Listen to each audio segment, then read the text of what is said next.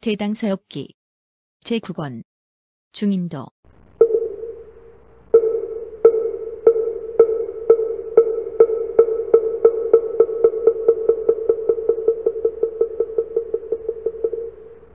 일. 마개타국 보리수의 동쪽으로 니련선 나하를 건너면 큰 숲속에 솔도파가 있다. 그 북쪽에 못이 있는데 향상이 어미를 모시던 곳이다. 옛날 여래께서 보살행을 닦으실 때에 향상의 새끼로 태어나셨는데 북산에 살면서 이 못가로 놀러 나왔다. 그런데 그 어미가 앞을 못 보았으므로 연뿌리를 캐고 맑은 물을 길어 올리는 등 공손히 어미를 받들어 모시며 지극한 효행을 하였다. 세월이 흘러 어느 날 어떤 사람이 숲에 놀러 나왔다가 길을 잃었다. 그는 슬피 울부짖으며 이리저리 헤매고 다녔는데 마침 새끼 코끼리가 그 울음소리를 듣고 불쌍하게 생각하여 그를 인도해 주었다. 이 사람은 코끼리의 안내를 받아서 무사히 숲을 나갈 수 있게 되었다. 그런데 그는 왕에게 가서 고하였다. 저는 향상이 논일며 머무는 숲이 어디인지 알고 있습니다. 향상은 진귀한 보물이니 그곳으로 가서 붙잡는 것이 좋을 것입니다. 왕은 그 말을 듣고 병사들을 이끌고 코끼리를 사로잡으러 나갔다. 그 사람은 앞장서서 군대를 이끌고 가다 코끼리가 있는 곳을 왕에게 가리켰다. 그런데 가리키는 그 순간 두 팔이 마치 칼로 잘린 것처럼 바닥에 떨어지고 말았다. 왕이 이기한 일을 보고 놀라기는 하였지만 그래도 새끼 코끼리를 붙잡아서 궁으로 돌아왔다. 새끼 코끼리는 붙잡힌 지 여러 날이 흘렀지만 물과 풀을 먹지 않았다. 코끼리를 보살피던 사람이 이 일을 왕에게 보고하자 왕은 친히 와서 그 까닭을 물었다. 그러자 새끼 코끼리가 말하였다. 저희 어미는 앞을 못 보기 때문에 며칠 동안 굶주리고 있을 것입니다. 그런데 지금 이렇게 제가 갇히고 말았으니 무슨 마음으로 맛있게 식사를 할 수 있겠습니까? 왕이 그 사정을 듣고 불쌍하게 여겨서 코끼리를 풀어주었다. 그 옆에 솔도파가 있는데 앞에는 돌기둥이 세워져 있다. 이것은 옛날 가섭파불이 이 자리에서 선정에 잠기셨던 곳이다. 그 옆은 과거 네 분의 부처님께서 앉거나 거니시던 유적지이다. 네 분의 부처님께서 앉으셨던 곳에서 동쪽으로 막가혀를 건너면 큰 숲에 이르는데 그곳에는 돌기둥이 있다. 이것은 외도가 선정에 들어서 사악한 소원을 일으켰던 곳이다. 옛날 외도 울두람자는 새 속에서 벗어나 은거하기로 마음을 먹고 숲속에서 지내고 있었다. 그리하여 법님의 정신을 기들이고 자취를 감추자 오심통을 갖추고 제일 유정을 얻게 되었다. 마게타왕이 특별히 그를 깊이 존중하고 따르면서 언제나 점심 식사 시간이 되면 그에게 궁중 음식을 드시도록 청하였다. 그러면 울두람자는 허공을 타고 날아서 왕래하였는데 한 번도 걸은 적이 없었다. 마게타왕은 그가 올 때가 되면 멀리서 우러러보며 기다린 뒤에 그가 도착하면 공손히 맞아들여서 자리로 안내하였다. 그런데 어느 날 왕이 출타하게 되었으므로 이 일을 맡길 사람이 필요하여 그는 궁에서 사람을 물색해 보았으나 명을 받을 만한 사람이 없었다. 그런데 마침 그의 어린 딸이 행동도 조심스럽고 진지하며 다정다감하고 아름다우며 현명하여 그보다 더 뛰어난 사람이 없었다. 마게타왕이 딸을 불러서 명하였다. 내가 지금 잠시 먼 곳으로 가야 하니 너에게 일을 맡기려고 한다. 너는 지극한 마음으로 신중하게 이 일을 해야 할 것이다. 저 울두람 선인은 예전부터 내가 공경하고 받들어온 분이다. 때가 되어오시면 음식을 내어드리고 내가 한 것처럼 그분을 모셔야 한다. 이렇게 당부하여 명을 내린 뒤에 곧 순행하기 위해 궁을 나섰다. 소녀는 명을 받들어 왕이 하던 의식대로 선인이 오기를 우러러 기다렸고 선인이 도착하자 받들어 모시면서 자리로 안내하였다. 그런데 울두람자는 여인을 만나는 순간 육계의 염착심이 일어나 신통력을 잃고 말았다. 식사를 마친 뒤에 돌아가려고 하였지만 예전처럼 허공을 날 수 없었다. 그리하여 부끄럽고 수치스러운 마음이 들어 소녀에게 이렇게 거짓말하였다. 나는 언제나 도읍을 닦고 정에 들어 마음을 즐겁게 하였다. 그런데 이 나라 사람들이 나를 보기를 원한다고 들은지 이미 오래이나 허공을 타고 오가느라 틈을 내지 못하였다. 선현들께서도 가르치시기를 중생들을 이롭게 하는 것을 과업으로 삼으라고 가르치셨다. 어찌 홀로 좋은 것만을 고수하느라 중생들을 두루 구제하는 것을 잊을 수 있겠느냐. 그러니 나는 이제 성문으로 나가서 땅을 밟으며 가겠다. 그런데 이런 나의 모습을 보는 자들로 하여금 모두 복과 이익을 얻게 하겠다. 왕의 딸이 이 말을 듣고 사방에 이 사실을 알렸다. 그러자 사람들이 앞다투어 달려나와 거리를 청소하고 길을 지켰다. 수많은 대중들이 선인이 오는 모습을 기다리며 우두커니 서 있는 가운데 울두람자는 걸어서 왕궁에서 나와 자신의 법림에 도착하였다. 그리하여 조용히 앉아서 선정에 들어가려 하였지만 마음은 바깥 세상으로 치달렸다. 숲으로 들어가니 온갖 새떼가 시끄럽게 지저귀었고 연못에 나가보아도 물고기와 차라들의 다툼 소리뿐이었다. 뜻이 흩어지고 마음이 어지러워지자 바른 정신을 잃어버렸으며 그는 결국 선정을 그만두었다. 마침내 그는 분노에 차서 사악한 원을 일으켰다. 부디 내가 다음 세상에서는 사평이의 몸에 새의 날개를 지녀 중생들을 잡아먹는 포악한 맹수로 태어나기를 바라옵니다. 몸의 너비는 3000리에 달하고 두 날개의 너비는 각각 1500여 리에 달하여서 숲으로 가서 날개 달린 모든 짐승들을 잡아먹고 물에 들어가서는 물에서 사는 모든 짐승들을 잡아먹기를 바라옵니다. 이렇게 발언하고 나자 치솟아오르던 분노가 가라앉았다. 그리하여 다시 부지런히 정진한 뒤에 본래의 정을 얻었으나 오래지 않아서 목숨을 마치고 제1의 유천에 났는데 그의 수명은 8만 겁에 달하였다. 여래께서는 그에 대하여 하늘의 수명이 다하고 난 뒤에 옛날에 그 사악한 원을 낸 과보로 말미암아 이런 흉한 몸을 얻을 것이며 이로부터 악도를 전전하는데 벗어날 기약이 없다고 기별하셨다. 마카하에서 동쪽으로 가면 커다란 임야로 들어가게 되며 100여 리를 가다 보면 굴굴타파 타산에 이르는데 이 산은 다른 말로 구로파 타산이라고도 부른다. 좁고 길게 뻗은 높은 봉우리가 몹시 가팔라서 끝이 보이지 않고 깊은 골짜기는 바닥이 보이지 않을 정도로 아득하다. 산기슭의 골짜기에서는 개울이 흐르고 교목들이 숲을 이루어 계곡을 뒤덮고 있다. 산봉우리는 우뚝 솟아서 높고 험하고 무성한 풀들이 바위를 덮고 있다. 산봉우리 3개가 높이 솟아있고 곁에는 절벽이 우뚝 서 있는데 그 기상은 하늘에 닿을 듯하고 모습은 구름과도 같다. 뒤에 존자 대가섭하는 이 산 속에 머물다가 정멸에 들었는데 감히 이 산을 일컬어 이름을 말하지 못하고 다만 존족이라고 말하였다. 마하가섭하는 성문제자인데 육신통을 얻고 파레타를 갖추었다. 여래께서 중생을 교화하는 2년이 끝나고 장차 열반에 드시려 할 때 가섭파에게 말씀하셨다. 나는 오랜 세월 동안 부지런히 고행을 닦아서 모든 중생들을 위하여 무상법을 구하였다. 이제 옛날부터 소원하고 약속하였던 일들을 모두 마쳤다. 나는 이제 대열반에 들고자 하나니 모든 법장은 너에게 맡긴다. 너는 법을 주지하고 널리 퍼뜨리되 실추시키지는 말아라. 나의 이모가 내게 바친 금실로 짠 가사는 자 15살이 성불할 때까지 너에게 모두 맡긴다. 내가 남긴 법안에서 수행을 하는 모든 자는 비구나 비구니 오파색가와 오파사가를 막론하고 그들을 모두 먼저 제도하여 그들이 윤회에서 벗어나게 해야 한다. 가섭하는 부처님의 명을 받고 정법을 주지하고 있었는데 결집을 끝낸 지 20년이 되자 세상의 허무함을 싫어하여 열반에 들고자 하였다. 그리하여 그는 계족산으로 갔다. 산의 북쪽으로 올라가서 산을 돌다가 길을 잡고서 서남쪽 구릉에 이르렀다. 산봉우리는 몹시 험하였고 벼랑을 타고 난 길은 막혀 있었다.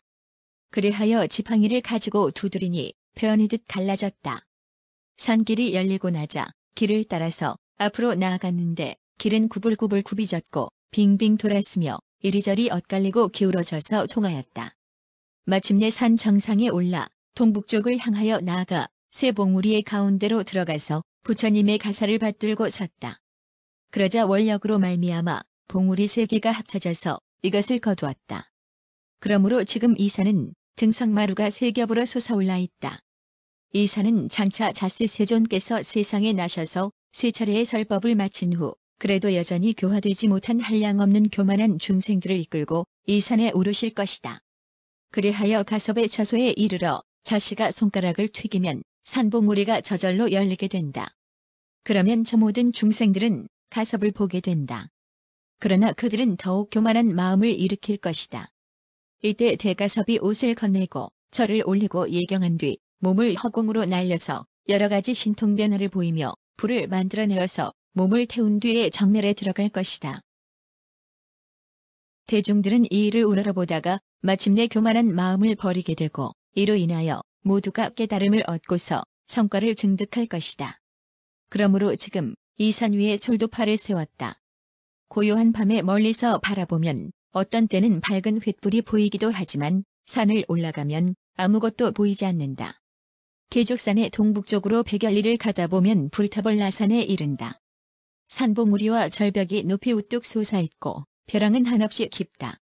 바위 사이에 있는 석실은 부처님께서 일찍이 이곳에 오셔서 머무셨던 곳이다. 곁에 반석이 있는데 제석과 범왕이 우두 전단을 빻아서 열애를 칠하고 장식하였던 곳이다.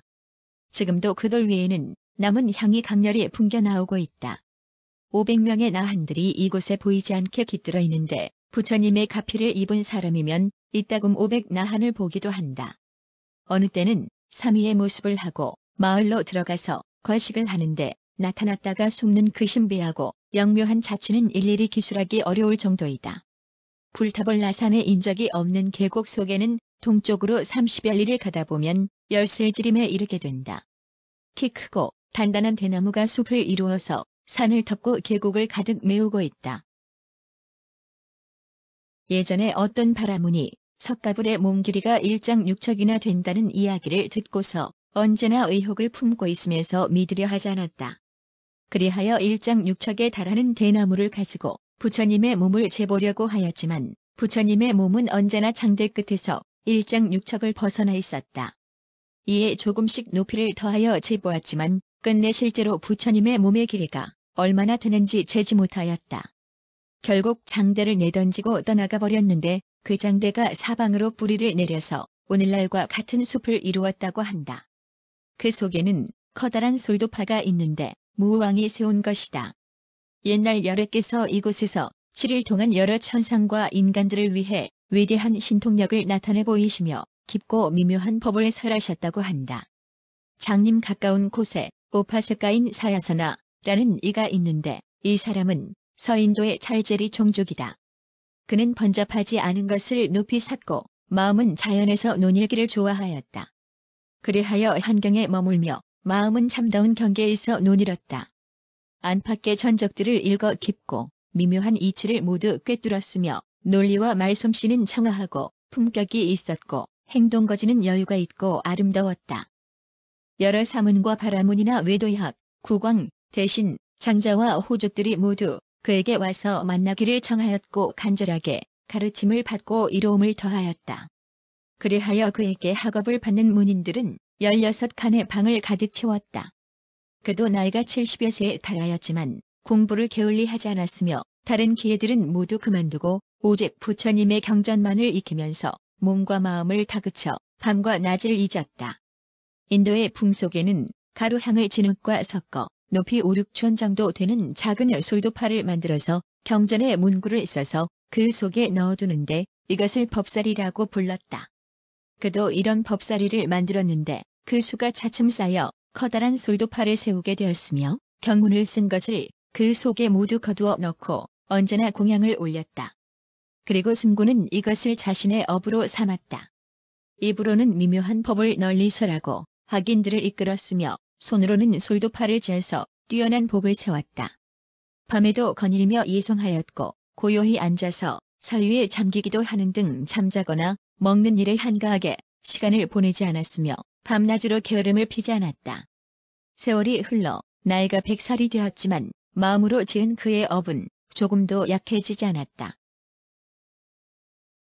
30년 동안 모두 7고지의 법사리 솔도파를 만들었으며 1고지를 채울 때마다 큰 솔도파를 세워서 그 속에 전부 안치하고 성대한 공양을 올렸다.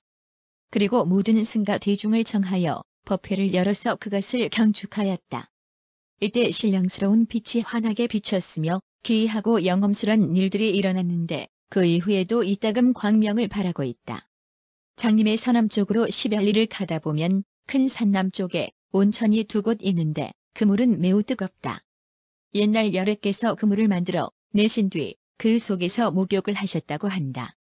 오늘날에도 여전히 남아있는데 맑은 물이 조금도 줄지 않아 멀고 가까운 곳에 사는 사람들이 모두 와서 목욕을 하고 있으며 이 물에 목욕하면 고질병이나 열병에 차도를 보이지 않은 경우가 없었다. 그 옆에는 솔도파가 있는데 여래께서 거니시던 곳이다. 장림의 동남쪽으로 6, 7리를 가다 보면 큰 산에 이르는데 가로질러 있는 산마루 앞에 돌로 만들어진 솔도파가 있다. 옛날 여래께서 우기 석 달 동안 여러 인간과 하늘의 대중들을 위하여 이곳에서 법을 설하셨을 때 빈비사라왕도 이곳에 와서 법을 듣고자 하였다. 그리하여 산을 헐고 돌을 쌓아서 계단의 너비는 20여 걸음이고 길이는 3, 4리에 달한다. 큰 산의 북쪽으로 3, 4리 떨어진 곳에 윗단 산이 하나 있다. 옛날 광박산인이 이곳에 은거하면서 절벽을 파서 석실을 만들었는데 그 터는 지금도 남아있다. 그의 가르침을 전하는 문인들이 있어 그가 떠난 뒤에도 그의 가르침을 여전히 널리 퍼뜨리고 있다.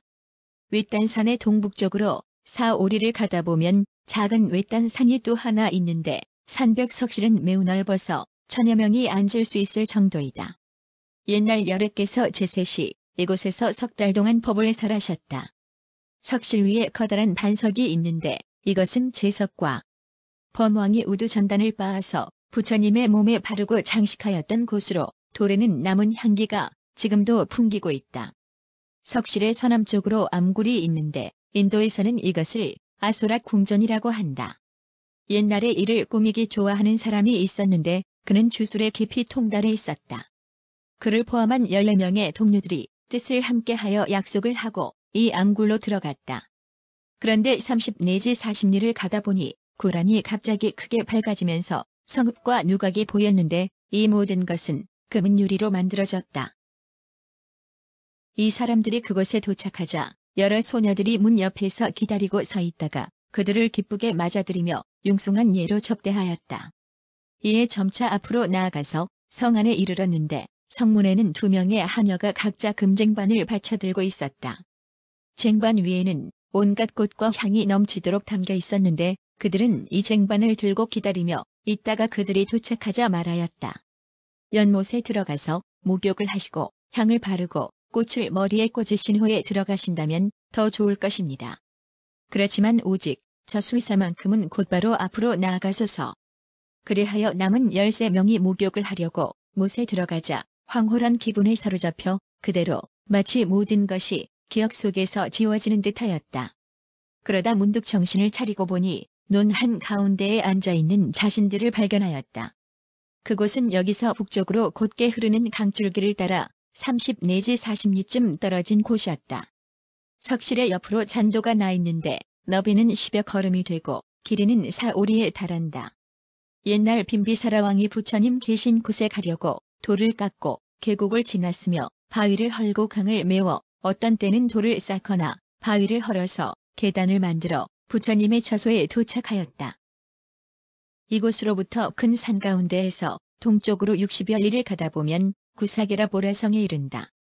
상무공성은 마오케 타국의 한가운데에 자리 잡고 있는데 고대 선왕들이 도읍으로 삼았던 곳이다. 아주 질이 좋고 길상스럽고 향기로운 띠가 많이 자랐기 때문에 상모성이라고 불렸다. 높은 산이 사방으로 에워싸고 있어서 그것이 바깥에 방어벽이 되어 주었고 서쪽으로는 골짜기를 따라 길이 나 있고 북쪽으로는 산문이 활짝 열려 있다. 동서로 길고 남북으로 좁으며 둘레는 150여 리에 달한다.